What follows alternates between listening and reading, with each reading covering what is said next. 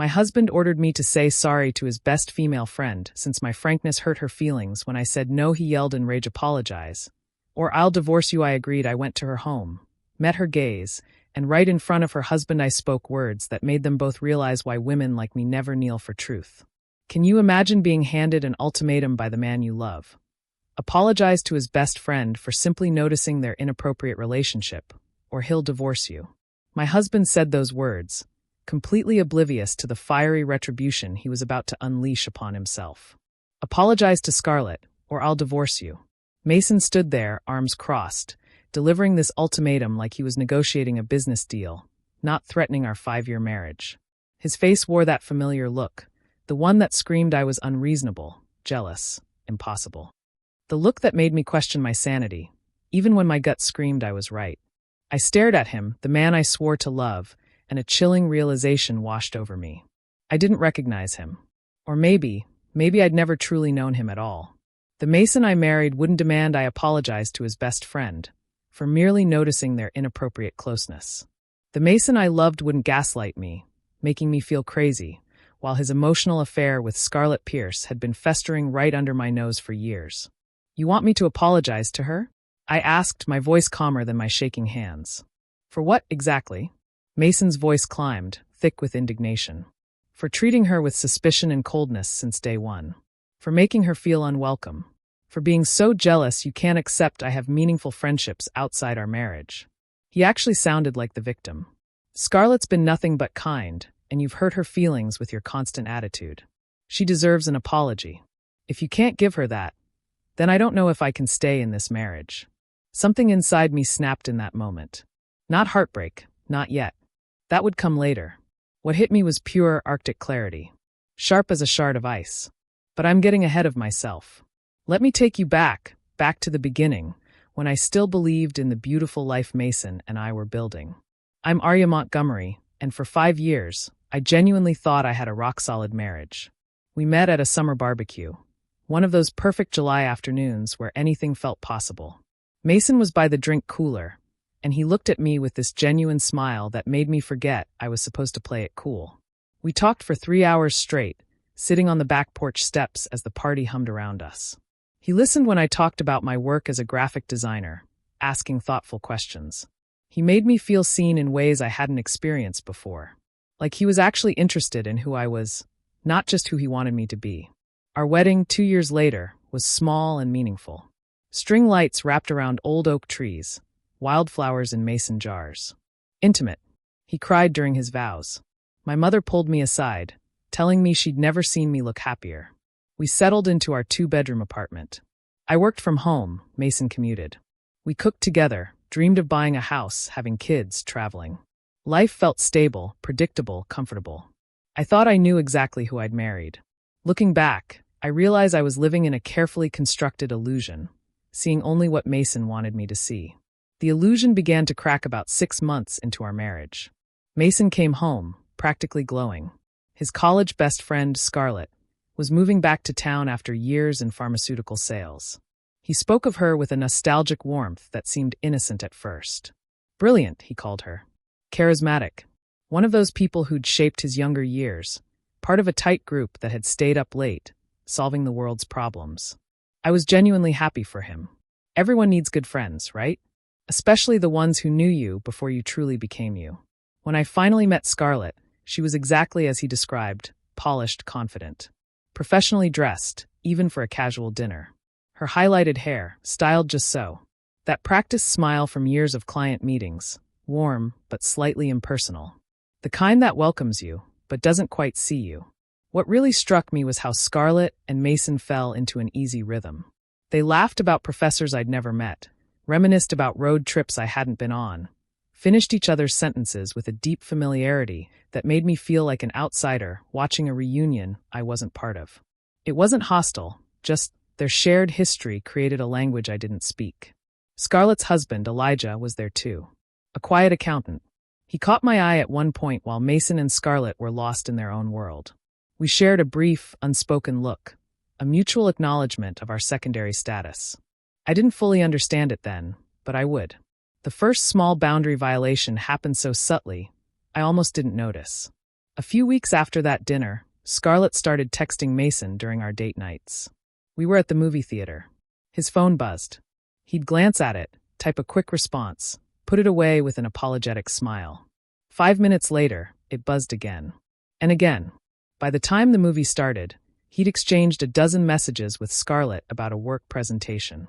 He apologized each time, promised to put it away, but it kept pulling him like a magnetic force. This pattern repeated itself. Dinner dates interrupted by texts. Weekend plans disrupted by calls about Scarlett's marriage problems with Elijah. Late evenings, Mason typing responses while we supposedly watched TV together. Each time I gently suggested he text her back later, Mason would look at me with barely concealed disappointment, as if I was failing some fundamental test of understanding. Then the spare key incident. Mason gave Scarlett a key to our apartment for emergencies, without even discussing it with me. I found out when I walked out of my home office one Tuesday afternoon to find her, sitting on my couch, shoes off, completely at home in my space, while Mason made her coffee. She needed our Wi-Fi, she cheerfully explained. I stood there, in my own living room, feeling like an intruder. When she finally left, I gently suggested boundaries. Mason's response? Immediate, defensive. Scarlett was going through a difficult transition. Real friends show up without conditions, he lectured. Are you really going to prioritize convenience over compassion, are you? That conversation became a template for dozens more. Every boundary I tried to set, he reframed as my problem. I was unwelcoming, jealous, insecure. I started second-guessing myself. Maybe I was the unreasonable one. Maybe this was what mature adult friendships looked like. Our 5th anniversary. I'd planned it for months. Reservations at Meridian, an elegant downtown restaurant. I wore the emerald dress he loved, the one he said made my eyes look like sea glass. I had a gift waiting at home, a leather-bound photo album chronicling our life together. Halfway through appetizers, his phone began to buzz. Incessantly. Once. Twice. 5 times. Each notification chipped away at his presence until he was gone, eyes glued to the screen, while I watched myself become invisible. Mason, I said, my voice barely a whisper. It's our anniversary. He looked up, genuinely confused. Scarlett's having a crisis, he said. I'm just letting her know she's not alone. But I was alone, sitting across from my husband at an expensive restaurant, on what should have been one of our most special nights, while he provided emotional support to another woman. The bitter irony choked me, mixing with food I could barely swallow. That night, lying beside Mason as he slept soundly, I finally admitted the truth I'd been avoiding. My marriage had 3 people in it, and I was the least important one. 3 months passed after that anniversary dinner. 3 months of me trying to convince myself I was overreacting. That Mason's relationship with Scarlett was just an unusually close friendship.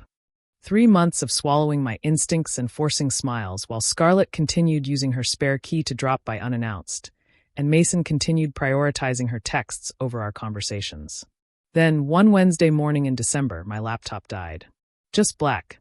Deadline looming, client presentation due in hours. Panic set in. I needed my files. Mason's laptop sat in his home office untouched. He'd told me countless times, use it if you need to, we don't have secrets. I grabbed it, powered it up, logged into my cloud storage. About an hour in, I needed our tax documents, which he kept on his laptop. I opened his file explorer and navigated to his shared documents. That's when I saw it, buried amongst work files, a folder labeled personal. Private.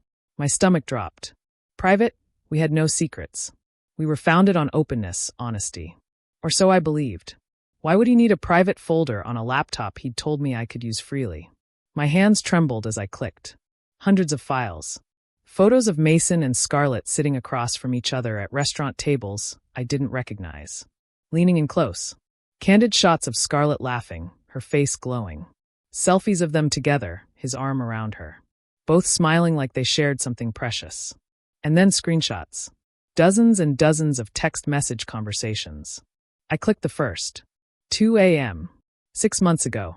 Scarlett pouring out her heart about her marriage to Elijah, feeling lost, missing the connection. Mason's equally long response, validating every feeling, sharing his own thoughts about paths not taken. Connections that transcend normal friendship boundaries. My client deadline evaporated. I scrolled, numb. Emotional confessions. Intimate longings. These weren't casual check-ins. They were deep, late-night conversations where two people shared their deepest selves. Then, I found the message that etched itself into my soul, a burning scar on my memory. Scarlett, 2:17 a.m., 8 months ago. Sometimes I wonder what life would have been like if we'd gotten together instead of just staying friends back in college. Do you ever think about that? Mason's response came just 3 minutes later. He'd been awake, waiting for her. More than I probably should, but we made our choices. Doesn't mean I don't value what we have now. I read those words 5 times, praying they would rearrange themselves into something less devastating. But the meaning was crystal clear. My husband had feelings for Scarlett far beyond friendship. He thought about alternative versions of his life where they were together. And he valued what they had now, whatever that was, enough to maintain it through years of secret communication. The worst part was the timestamp, 2:20 in the morning. While I'd been sleeping in our bed, probably worrying about a work project, Mason had been engaging in emotional intimacy with another woman, discussing hypothetical romantic relationships they could have had. I couldn't stop myself. Pandora's box was open. I needed to see everything. I found his bookmarked online banking portal. Every Tuesday afternoon for 2 years, a charge at Riverbend Cafe, an upscale bistro downtown. Mason had never once mentioned it to me. The amounts were always consistent, $50 to $70. Enough for 2 people. Then I found his digital calendar. Plain as day, lunch meeting. Every Tuesday at noon. 2 hours. No client names. No location. Just a vague, recurring block. I cross-referenced the dates with the photos. They matched perfectly. The photos of Mason and Scarlett at restaurant tables? Those Tuesday lunches. While I'd been at home, working on freelance projects, eating leftovers at my desk, assuming my husband was grabbing a quick bite, he'd been having weekly, secret lunch dates with Scarlett. This wasn't occasional friendly catch-ups. This was deliberate, sustained, carefully planned deception. Mason had been building a parallel emotional life with Scarlett, complete with standing dates, intimate late-night conversations, and shared secrets. All while coming home to me and acting like everything was normal. I sat at that desk for 2 hours straight, my client presentation completely abandoned. I documented every screenshot, every suspicious charge, every photo. The evidence wasn't ambiguous. It was years of documented emotional intimacy, financial proof of secret meetings, photographic evidence of a relationship that crossed every boundary a married person should respect. And the gaslighting. Every single time I'd expressed discomfort about Scarlett's constant presence, Mason had made me the problem. He'd called me jealous, possessive, insecure. He'd made me question my own sanity, my own instincts. But my instincts had been screaming the truth. Every uncomfortable feeling, every suspicion, every time I'd felt like the third wheel in my own marriage. All of it had been an accurate perception of a reality Mason was actively hiding from me.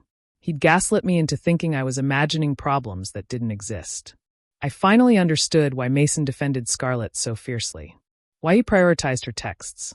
Why he gave her a spare key without asking me. Because in Mason's mind, I wasn't his priority. Scarlett was.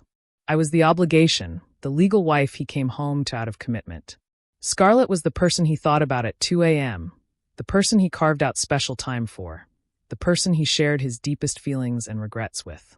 I was the third wheel in my own marriage, and the evidence was spread across his laptop screen in undeniable detail. I sat at Mason's desk, staring at the evidence of his betrayal until the afternoon light shifted and shadows stretched across the room. My client deadline had passed hours ago. None of it mattered anymore.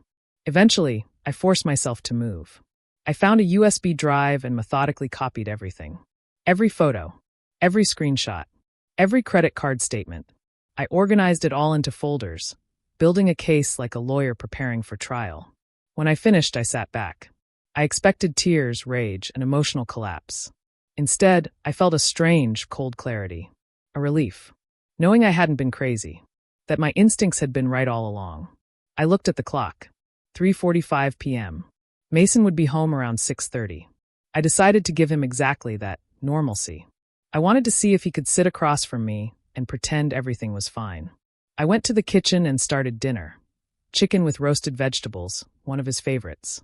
I set the table, put on our favorite playlist, creating the illusion of domesticity in our apartment that now felt like a stage set. Mason walked through the door at 6:02. Tired. He smiled when he saw me, came over to kiss my cheek. "Something smells good," he said. Rough day with that client presentation? You could say that, I replied, my voice steady. He didn't know I'd spent the day discovering his emotional affair. I let him decompress for 15 minutes. Long enough for him to change, pour himself a glass of wine, and settle onto the couch with his phone. He scrolled through messages, probably texting Scarlett, completely oblivious. Then I walked over. His laptop already opened to that hidden folder. I sat down in the armchair across from him, the coffee table between us like a barrier. I turned the screen so he could see it clearly, and I asked the simplest question I could formulate. What is this? Mason looked up from his phone, confusion crossing his face. Then recognition hit. His eyes widened slightly. His mouth opened, but no words came out. For 3 seconds, raw panic flashed across his features. Then it was gone, replaced by something harder. Defensiveness. You went through my private files? His voice rose with indignation. Arya, what the hell? Those are my personal things. You had no right to go snooping through my laptop. The audacity stunned me. He wasn't denying it. He was making me the villain. I was using your laptop because mine crashed during a work deadline, I said, keeping my voice calm. I needed to access our tax documents. I found a folder labeled private that contained evidence of a years-long emotional affair with Scarlett. So yes, I looked at it. And now I'm asking you to explain it. Mason set down his wine glass with more force than necessary. There's nothing to explain. You're misinterpreting a friendship because you've never been able to handle me being close with Scarlett. This is exactly the kind of jealous behavior I've been trying to be patient with for months. I felt something cold settle in my chest. He was actually going to try to gaslight me while the evidence sat between us on his laptop screen. Mason, I read the text messages. I saw the photos from your secret Tuesday lunch dates. I found the credit card charges at Riverbend Cafe every single week for 2 years. This isn't me misinterpreting friendship. This is you having an emotional affair and lying about it. It's not an affair. Mason stood up, pacing now, his voice taking on that exasperated tone. Scarlett and I are close friends. We've been since college. Yes, we talk about deep things. Yes, we meet for lunch regularly. That's what real friendship looks like, Arya. Deep connection, emotional honesty, mutual support. Just because you don't have friendships like that doesn't mean they're inappropriate. Every sentence was a carefully constructed deflection. Reframe his betrayal as my inadequacy. I'd heard these tactics before, but never so blatantly. Never while hard evidence sat between us. She texted you at 2 o'clock in the morning asking if you ever thought about what life would have been like if you'd gotten together instead of staying friends. I said, my voice harder now. You responded that you thought about it more than you probably should. That's not friendship, Mason. That's emotional infidelity. You're twisting things. He stopped pacing. Taking private conversations out of context and building some narrative in your head because you're insecure about my friendships. Scarlett and I talk about hypothetical scenarios sometimes. That doesn't mean anything inappropriate is happening. The argument continued for 2 hours. He had an explanation for everything. Late-night texts? Just friends supporting each other. Secret lunches? Regular catch-ups he didn't mention because he knew I'd react badly. Intimate conversations? Normal for people with history. Every time I pointed out how his behavior crossed boundaries, he countered that I was the one with the problem. I was too jealous, too possessive, too insecure. I was exhausted. My head hurt from the circular logic. But I kept pushing. I needed him to acknowledge the truth. That's when Mason delivered the statement that would seal the fate of our marriage. He stood in the middle of our living room, arms crossed, jaw set. His voice took on that patronizing tone, like an adult dealing with a difficult child. If anything, Arya, you owe Scarlett an apology. The words hung in the air. I stared at him, genuinely shocked into silence. She has been nothing but kind to you over the years, Mason continued, warming to his argument. She's tried to include you, tried to be friendly, and you've treated her with suspicion and coldness since the day you met her. She knows you don't like her. She's told me it hurts her feelings how you act around her, how you always try to limit our friendship. He was actually doing this. He was actually trying to make his emotional affair partner into the victim, and me into the aggressor who needed to apologize. You want me to apologize to her? I heard my own voice, oddly calm despite the rage building inside me. For what exactly? For noticing that my husband was having an emotional affair? For being uncomfortable with inappropriate boundaries? For trusting my instincts when you've spent months trying to convince me they were wrong?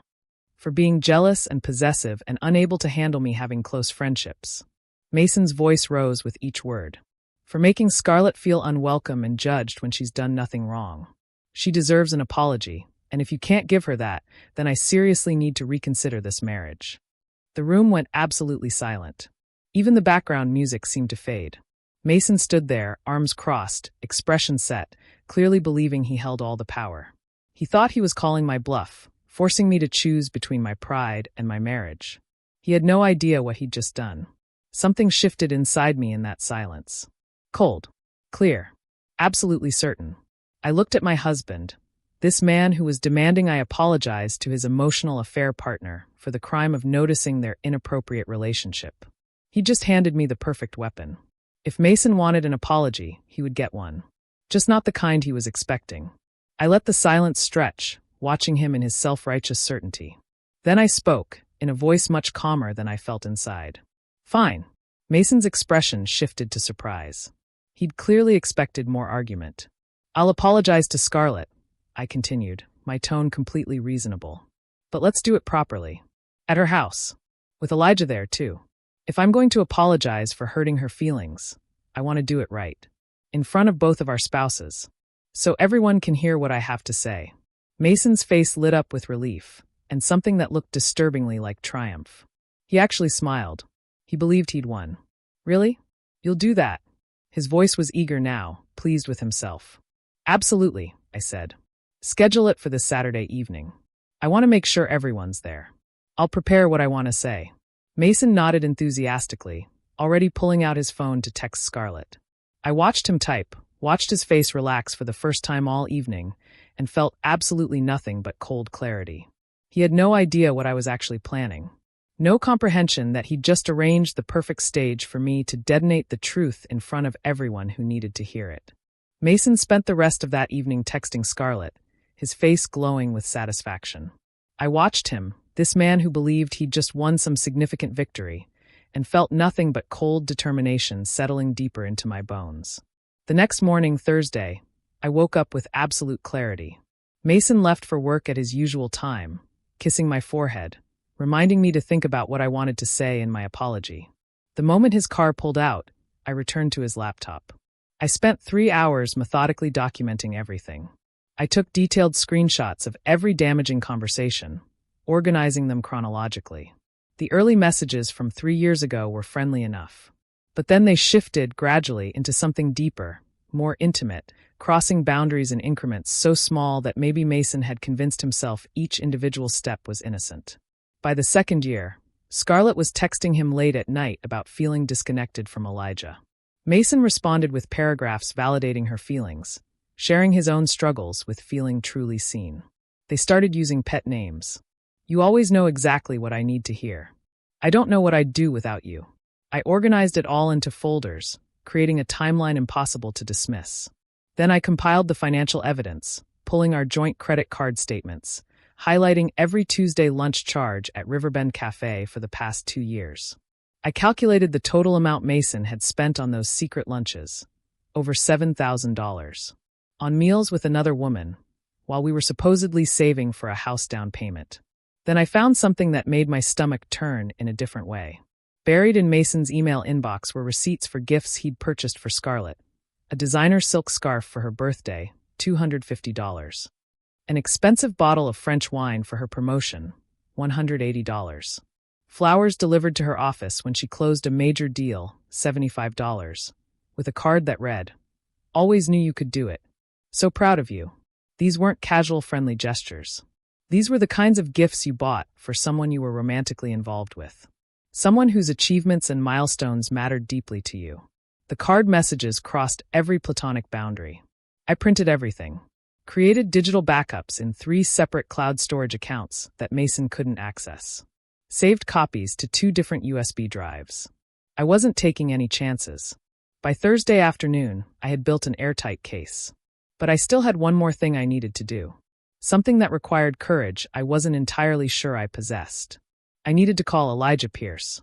I sat at our kitchen table, staring at my phone for 10 minutes. Mason had his contact information saved. I'd probably spoken to Elijah fewer than a dozen times. He was quiet, reserved. But I'd seen something in his eyes at those gatherings, especially in recent months, a kind of resigned awareness. The same look I'd probably been wearing myself. My finger hovered. Part of me wondered if this was too far. But another part of me, the part that had been gaslit for months, knew Elijah deserved the courtesy of a warning. He deserved to know his world was about to change. I pressed call. He answered on the third ring. "This is Elijah." His voice, professional, slightly puzzled. "Hi, Elijah. It's Arya Montgomery, Mason's wife." I kept my voice steady. A brief pause. "Arya, is everything okay? I'm calling because Mason has arranged for me to come to your house on Saturday evening to apologize to Scarlett. He insisted the apology happen in front of both of you, and I wanted to make sure you'd be home for it." Another pause, longer this time. I could almost hear him processing the layers of meaning. When he spoke again, his voice had changed. More alert. More focused. "I'll be there." No questions about what the apology was for. No confusion about why I was calling him directly. Just immediate understanding. "Thank you," I said quietly.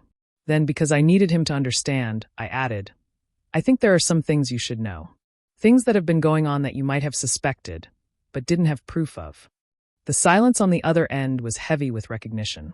Finally, Elijah spoke, his voice barely above a whisper. "Thank you for calling me." Those 5 words carried the weight of years of suspicion, of being told he was paranoid, of watching his wife's attention directed towards someone else.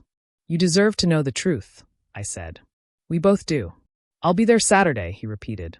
"And Arya, whatever you're planning to say, I'm ready to hear it." We hung up. I sat there, feeling the weight of what I'd just said in motion. Elijah knew something was coming. He'd be prepared. Alert. Watching for the truth I was about to reveal. Meanwhile, Mason came home that evening in an excellent mood. He'd had lunch with Scarlett that day, their usual Tuesday having shifted to Thursday. He talked enthusiastically about how grateful Scarlett was that I'd agreed to apologize. How much it would mean to her to clear the air. How this would strengthen all of our relationships moving forward. I nodded and smiled, internally reviewing the evidence I'd compiled. Friday was more of the same. Mason coached me repeatedly on what to say. He'd actually written bullet points on his phone. Acknowledge jealousy, admit misinterpreting their friendship, thank Scarlett for her patience, express gratitude for another chance. He even suggested I bring an expensive bottle of wine as a peace offering. "Really show her you're serious," he said earnestly. I agreed to everything. I practiced the humble facial expressions. I asked clarifying questions about tone, making him believe I was genuinely preparing to deliver the apology he'd scripted. With each coaching session, Mason's confidence grew visibly. His shoulders relaxed. He smiled more easily.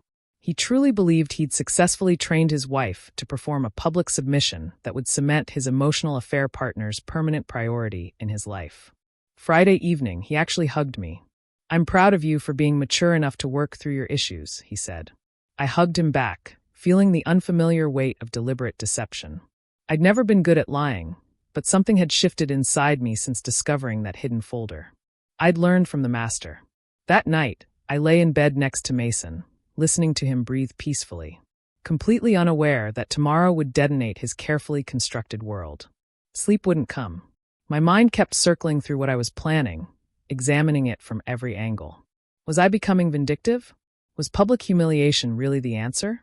Or was I just hurt and lashing out? Did Elijah deserve to have his marriage destroyed in front of witnesses? But every time doubt crept in, I remembered specific moments. Mason's face, illuminated by his phone at our anniversary dinner, while I sat invisible. The disappointed looks he'd given me when I tried to set boundaries. The patient, patronizing tone he used when explaining why my discomfort was my personal failing. The way he'd made me question my own sanity while maintaining a hidden emotional affair that proved I'd been right all along. I thought about all the women who stay silent because speaking truth makes other people uncomfortable, who apologize for being right because it's easier than standing firm, who shoulder blame for other people's betrayals. And I realized that what I was planning wasn't petty revenge. It was justice, clarity, and the kind of truth-telling that shatters comfortable lies people have been living in for too long.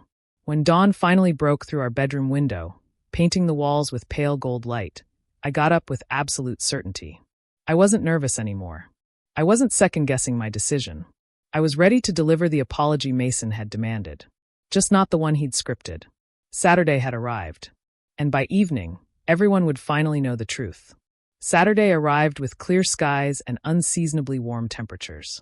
I spent the morning moving through our apartment like someone preparing for battle. Mason interpreted my quiet focus as nervousness about the apology. He kept reassuring me that everything would be fine, that Scarlett was genuinely looking forward to clearing the air, that this evening would mark a new beginning for all of us. I let him believe whatever he needed to believe. By 5 p.m., I was dressed in a simple navy dress, respectful, understated. Nothing too formal, nothing too casual.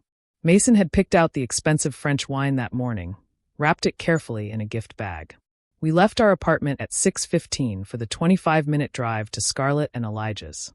Mason insisted we take his car, arriving together, presenting a united front. He drove with one hand on the wheel, the other occasionally patting my knee in what he probably thought was comforting reassurance. He talked the entire drive about how meaningful this was, how proud he was of me, how our marriage would be stronger. I watched suburban streets slide past the window. Brick townhouses, small yards, families out enjoying the evening. Everything looked so normal, so ordinary. People walking dogs, kids riding bikes.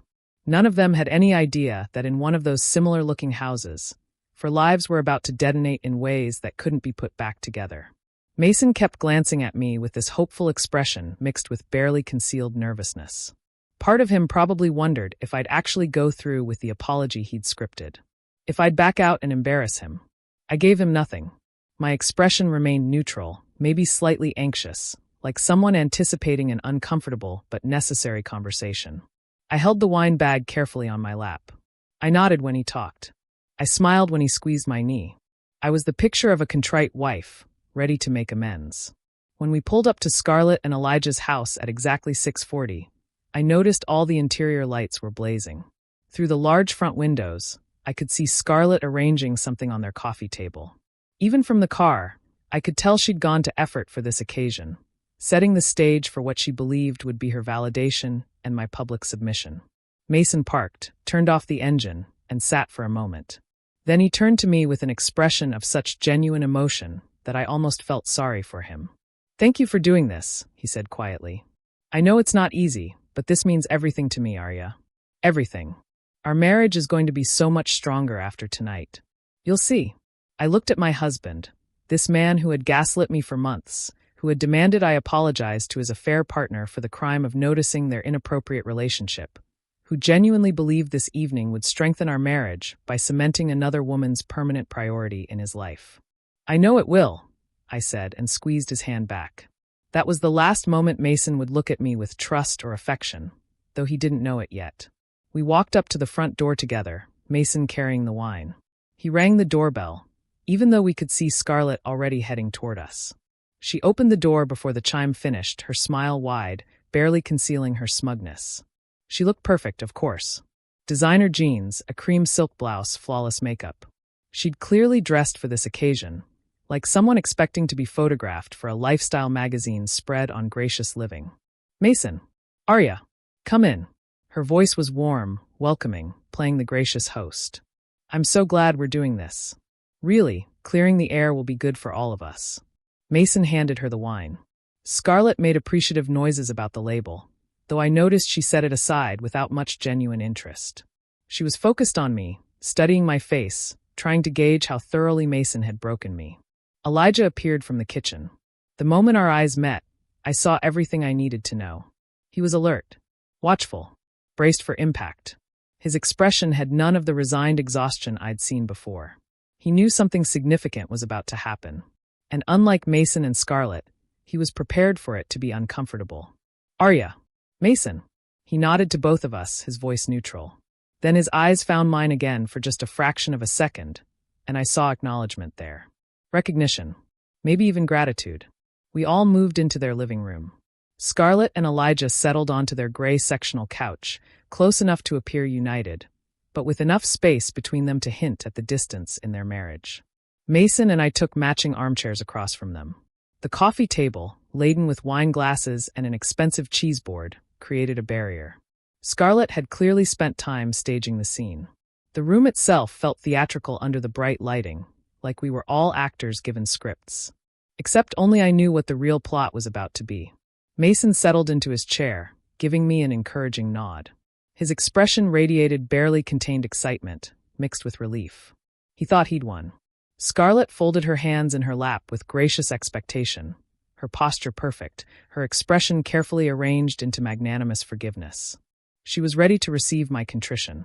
Elijah leaned back slightly, arms loosely crossed, watching everything with focused intensity. He was the only person in that room, besides me, who understood that something was about to shift. I took a deliberate breath, setting my wine glass on the coffee table. The sound of glass meeting would seem unnaturally loud in the expectant silence. I looked directly at Scarlett, holding her gaze. I began speaking in a voice that was calm, measured, and gave nothing away. Scarlett, I want to start by saying that Mason was absolutely right. I paused, letting those words settle. Her smile widened slightly with validation. I do owe you an apology. Another pause. Scarlett's posture relaxed fractionally. Mason's face lit up with relief and satisfaction. Elijah's expression didn't change at all, but I saw his eyes sharpen with attention. But not for the reasons you think. The atmosphere in that living room shattered. Mason's encouraging smile faltered, froze on his face. Scarlett's expression transformed from gracious acceptance to cautious uncertainty.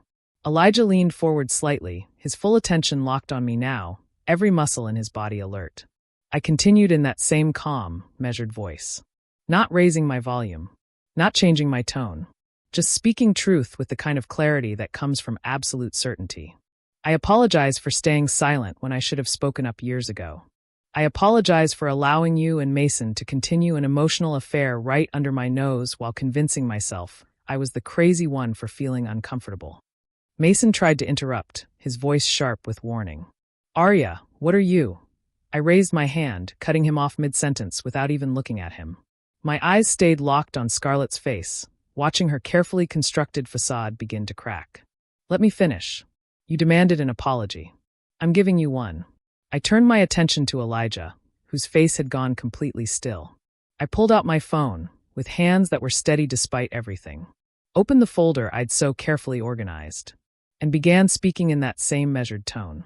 I apologized to Elijah, actually, because he deserved to know the truth about his wife long before tonight. For the past 3 years, Mason and Scarlett have been meeting every Tuesday for secret lunch dates at Riverbend Cafe.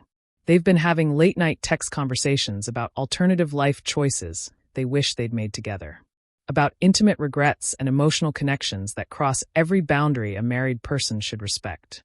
I handed my phone directly to Elijah, watching his face as he took it with trembling hands. His eyes moved across the screen, reading the first message, then scrolling to the next, then the next. The color drained from his face, so completely he looked like he might be sick. But his hands kept moving, kept scrolling, methodically reviewing every piece of evidence I'd compiled. Mason was on his feet now, his voice rising with panic. Elijah, don't listen to this. She's taking things completely out of context. You know how Arya gets about my friendship with Scarlett. She's always been jealous, and now she's trying to destroy. How long? Elijah's voice cut through Mason's explanation like a blade through paper. He didn't raise his volume. He didn't need to. The coldness in those 2 words silenced everything else in the room. He was still looking at my phone, still scrolling, but his question was directed at Scarlett with absolute precision. The room fell into a silence so complete I could hear someone's watch ticking. Scarlett's mouth opened and closed several times. Her perfectly composed expression had cracked completely now, tears forming in her carefully made-up eyes. She tried the reflexive denial first, her voice shaking. It's not what it looks like. Mason and I are just close friends. We've always been close. There's nothing physical between us. Nothing inappropriate has actually happened. Elijah finally looked up from my phone. The expression on his face made even me take a step back. It wasn't rage, exactly. That was there. But it was something colder and more devastating. Recognition. Vindication. Years of suppressed suspicion finally given permission to surface. I didn't ask if you slept with him, Elijah said, his voice still controlled, but carrying an undercurrent of fury that was more frightening than shouting would have been. I asked how long you've been having an emotional affair with Mason while making me feel crazy for noticing. The parallel to my own experience was chilling. We had both been living the same nightmare of gaslighting and manipulation, just from different angles in different marriages. Both told we were paranoid or insecure. both made to feel like the problem while our spouses maintained an inappropriate relationship right in front of us. Scarlett's carefully maintained facade shattered completely. Tears spilled down her cheeks. Elijah, please. You're misunderstanding. We never meant for anything to. 3 years. Elijah's voice was flat, reading from the timestamps on my phone. According to these messages, this has been going on for at least 3 years. 3 years of secret lunches. 3 years of late-night conversations about regretting your life choices. 3 years of you telling him things you never told me. He scrolled further, his jaw tightening. Here's one from 8 months ago where Scarlett asks Mason if he ever thinks about what life would have been like if he'd gotten together instead of staying friends. And Mason responds that he thinks about it more than he probably should. Mason had found his voice again, but instead of apologizing, he went straight into damage control. He was standing now, face flushed with a mixture of anger and humiliation, pointing at me like I was the one who had committed some unforgivable betrayal. Arya, you're destroying everything. This isn't what I meant when I asked you to apologize. You twisted what I asked you to do. You've taken private conversations completely out of context, and you're using them as weapons to hurt people who've done nothing wrong.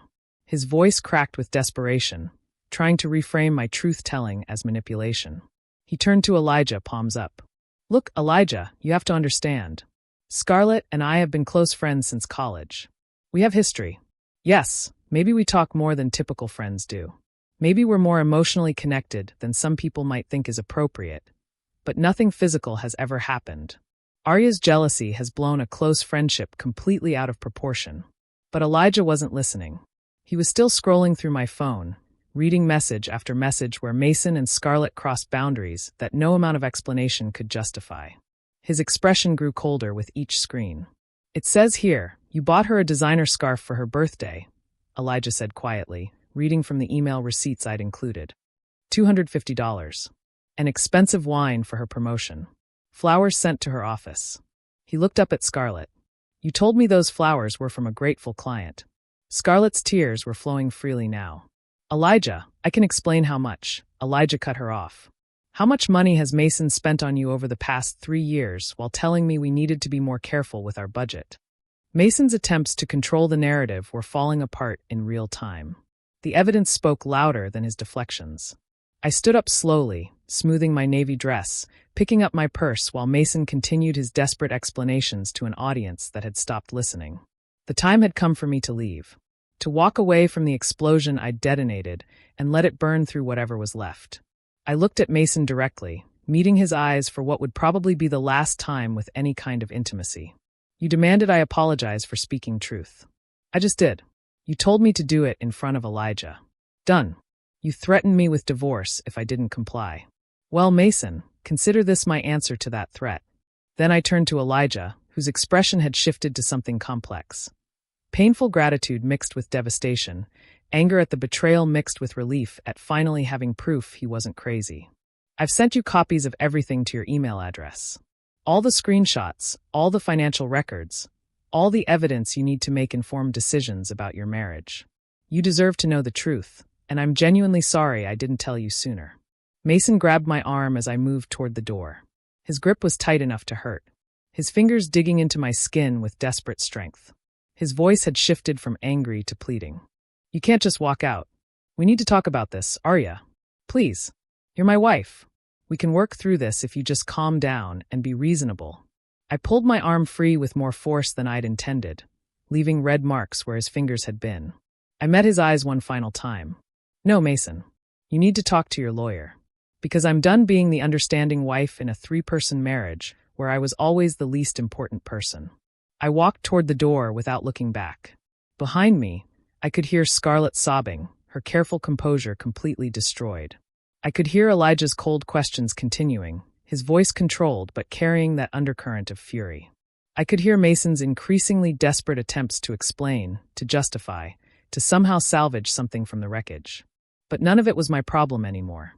I stepped out into the cool October evening air and closed the door behind me, muffling the sounds of their imploding marriages. The suburban street was quiet, peaceful, completely at odds with the devastation I'd just left behind. I pulled out my phone with shaking hands and called for a ride share. The driver arrived within 10 minutes. I climbed into the back seat and gave him my address, then spent the entire 30-minute drive staring out the window at suburban streets passing by. Houses with lights on, families inside. People living their normal Saturday evenings, completely unaware that in one similar-looking house, for lives had just detonated in ways that couldn't be put back together. Part of me wondered if I should feel guilty for the devastation I'd caused. I'd destroyed my own marriage, yes, but I'd also destroyed Scarlett and Elijah's. I'd humiliated Mason and Scarlett publicly. I'd handed Elijah information that would likely haunt him for years. But mostly I felt relieved. Like I'd finally stopped carrying a weight I hadn't realized was crushing me for so long. When the rideshare dropped me off, I walked through the lobby and up to our floor feeling like I was moving through a different world. I unlocked our door and stepped inside.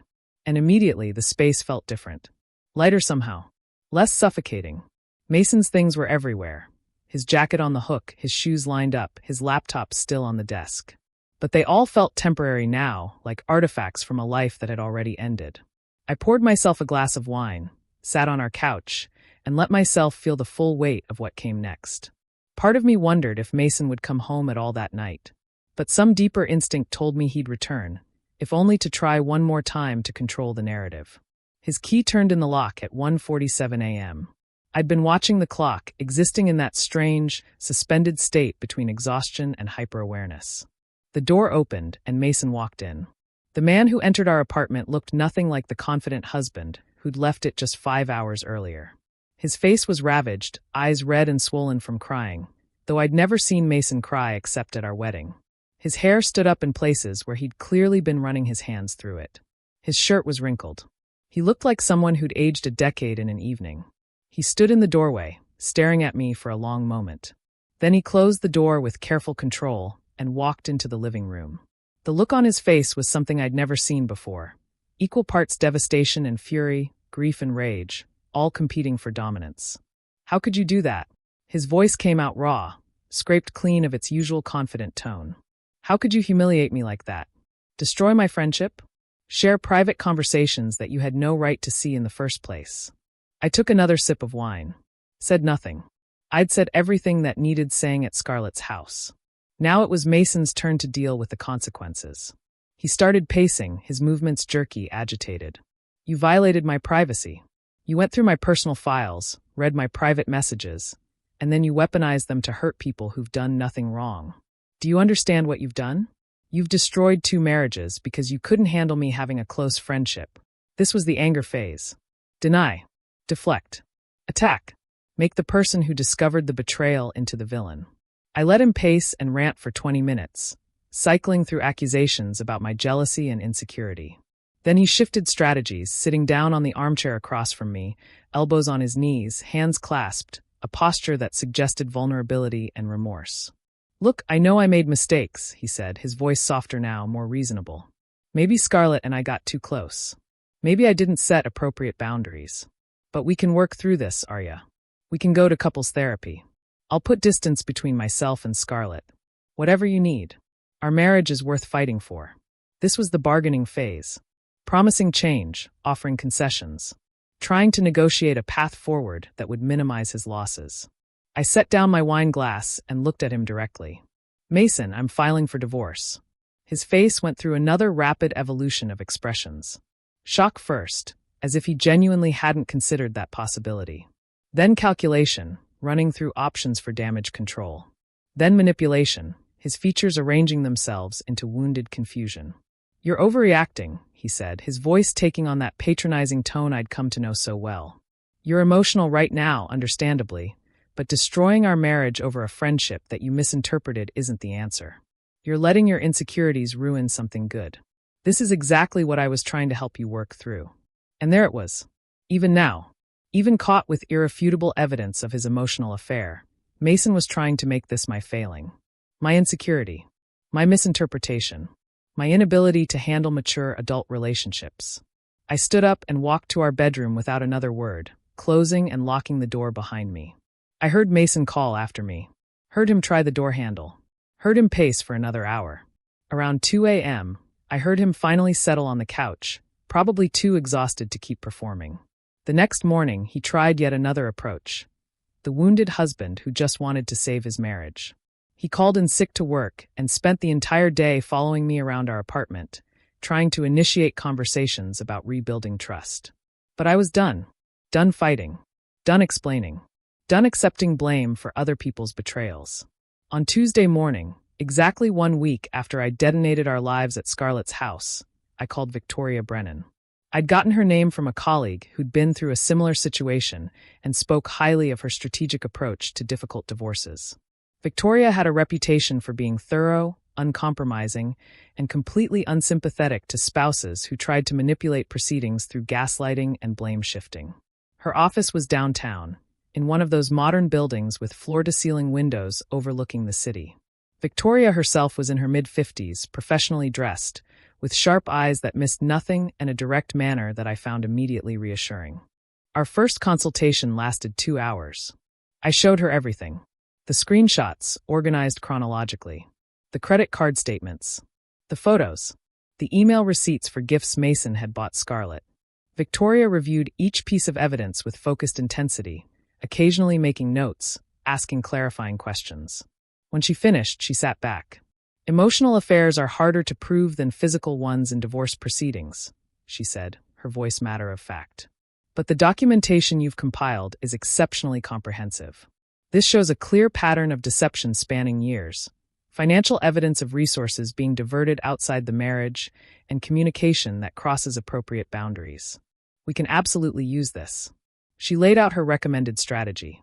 File for divorce on grounds of marital misconduct based on emotional infidelity. Push for a favorable settlement. Be prepared for Mason to claim I'd violated his privacy, but counter that I discovered the evidence accidentally while using his computer for legitimate work, and that the content justified further investigation. "He'll try to make you the villain," Victoria said, with the confidence of someone who'd seen this exact scenario play out dozens of times. "He'll claim you're jealous, vindictive, unable to handle his friendships.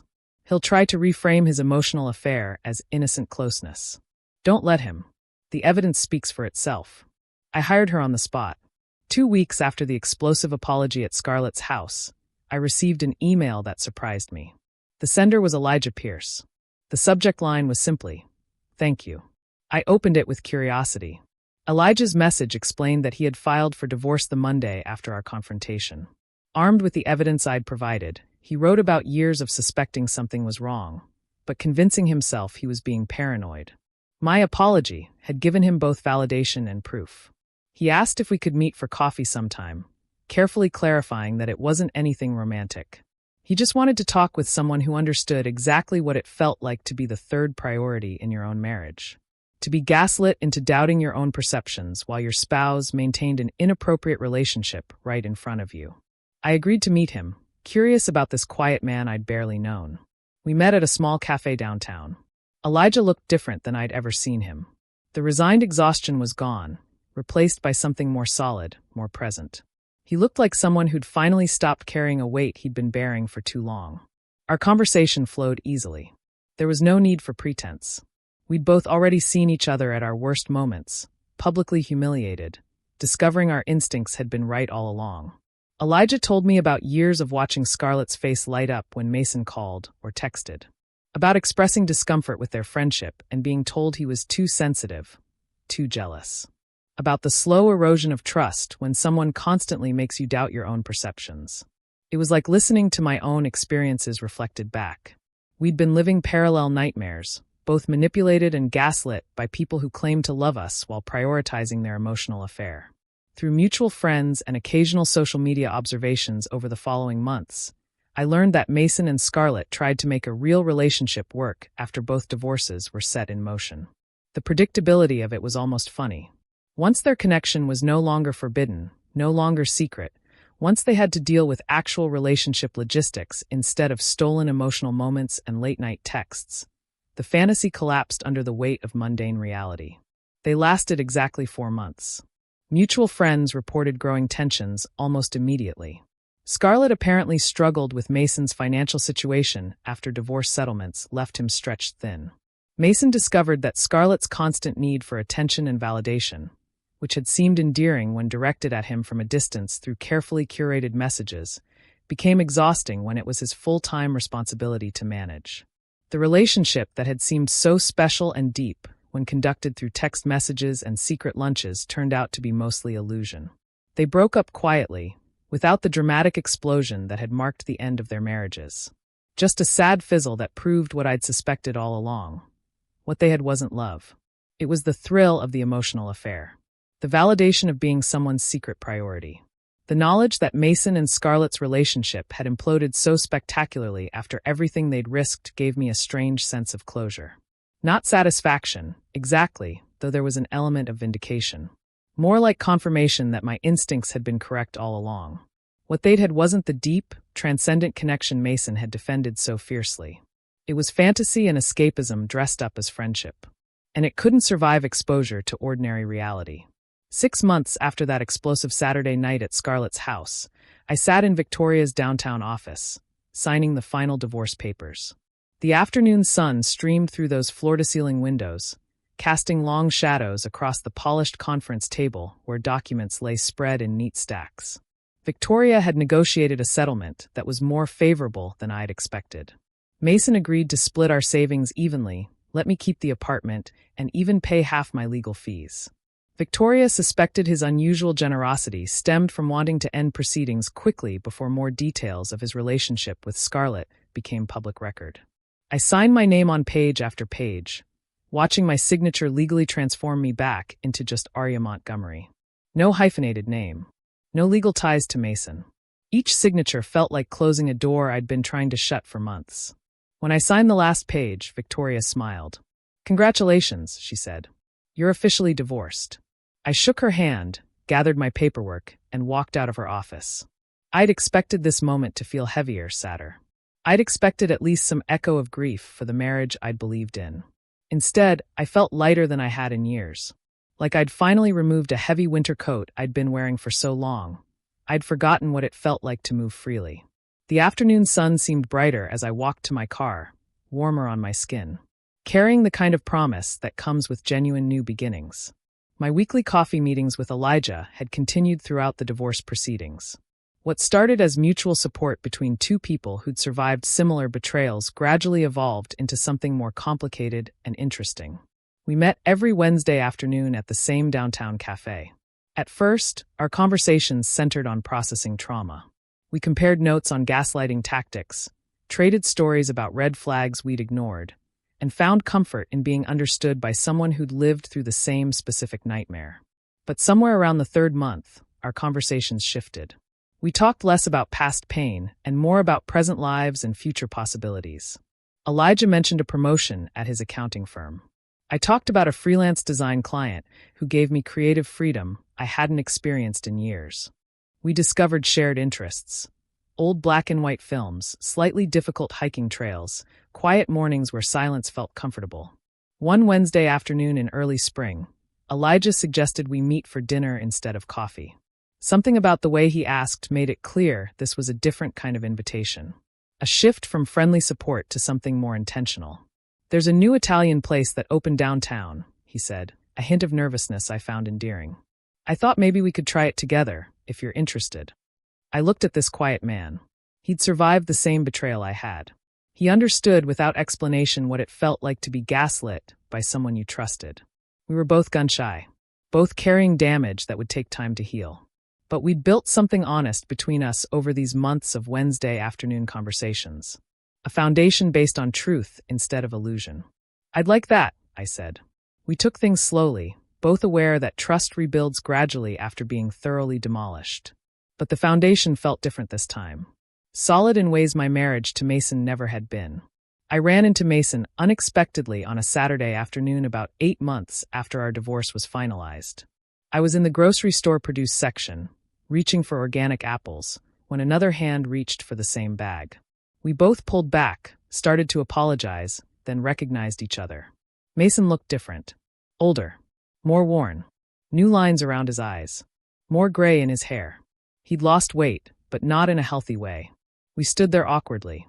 "Arya," he said finally. "How are you?" I kept my answers simple and honest. "I'm good. Working on some interesting design projects. Enjoying the apartment. Building a life that feels right." Mason nodded. A flicker of what might have been genuine happiness crossed his face. I'm glad you're doing well. He looked like he wanted to say something more significant, wrestling with words. Finally, he spoke quietly, almost too soft for me to hear. I made mistakes. A lot of them. I handled our marriage poorly. I wish I'd listened when you tried to tell me the truth about my relationship with Scarlett. The apology was real. I could hear that. But it came far too late to change anything between us. Some things can't be unsaid. Some damage can't be undone. I appreciated the acknowledgement, but felt nothing beyond that. No anger anymore. No hurt. Just recognition that this was a person I used to know, who taught me important lessons about boundaries and self-trust. I appreciate you saying that, I replied. There was a pause. Then I asked, because some part of me was curious about how their story ended. How's Scarlett? Mason's expression closed off immediately. His face shutting down told me everything I needed to know before he spoke. We broke up months ago. Turns out what we had didn't translate well into an actual relationship once it wasn't secret anymore. He laughed without humor. I'm living in a studio apartment across town, working through my own process of figuring out who I am outside the fantasy I'd been maintaining. We parted cordially after that, both of us aware that some bridges, once burned, can never be rebuilt. They can only be acknowledged as part of the landscape that shaped us into whoever we become next. Today, I live in an apartment that no longer carries any trace of Mason or our marriage. I redecorated completely, erasing visual reminders and replacing them with choices that reflect only my taste. The bookshelves hold novels I actually want to read. The walls feature artwork that speaks to me. The furniture is arranged for my comfort. The silence here isn't lonely. It's peaceful. It's the sound of a life reclaimed, of boundaries respected, of truth spoken without apology. Elijah and I are still taking things slow, still rebuilding trust that was demolished in our previous marriages. But what we're building feels different this time. Honest instead of performed. Based on respect instead of manipulation. Built between two people who understand the value of truth because we both paid the price for living in lies. I sometimes think about that night, that explosive apology that detonated so many lives in Scarlett's carefully staged living room. Part of me wonders if I could have handled it differently, more privately, with less public devastation. But mostly, I know, some truths need to be spoken loudly. They need to be witnessed by everyone affected by the lies. Mason wanted me to kneel, to apologize for hurting Scarlett's feelings. I gave him exactly what he demanded. I just made sure that apology revealed every single uncomfortable truth he'd been so desperate to hide. The moral of my story? Never force an apology from a woman who speaks truth. Because women like me don't apologize for seeing clearly. We apologize for staying silent too long. And when we finally speak, we burn down every carefully constructed lie. Mason learned too late. Forcing an apology is only a victory if you control what's being apologized for. I didn't bow for truth. I weaponized it. And in doing so, I reclaimed my life, my dignity, and my understanding that sometimes the most powerful thing a woman can do is refuse to pretend anymore. The silence I live in now isn't submission. It's the profound peace that comes from shedding other people's lies and stepping into the clear, bright light of your own truth. What about you?